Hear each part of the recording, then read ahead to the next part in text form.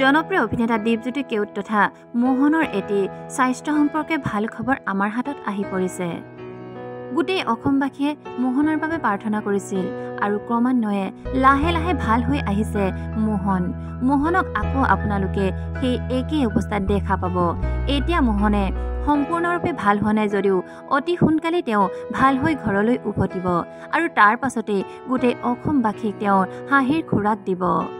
আজি কেইদিনমানৰ আগতে যেতিয়া মোহন হঠাৎ অসুস্থ হৈ পৰিছিল, গোটেই অসমবাসীয়ে তেওঁৰ বাবে প্ৰাৰ্থনা কৰিছিল। কিমান ভাল পায় অসমবাসীয়ে মোহনক, সেয়া প্ৰমাণ হ'ল তেওঁৰ এই অসুস্থতাৰ পাছতেই। অতি সোনকালে মোহন ভাল হৈ আহিব লাগে, সোনকালে মোহনৰ ভাল হওক, এইদৰে সকলোৱে নিজৰ ঘৰে ঘৰে প্ৰাৰ্থনা কৰিলে আৰু অৱশেষত ভগৱানেও অসমবাসীৰ মাজলৈ মোহনক ঘূৰাই পঠালে। মোহনে আকৌ হহুৱাব অসমবাসীক, আকৌ আনন্দৰ খোৰাক তুলিব তেওঁৰ অভিনয়েৰে।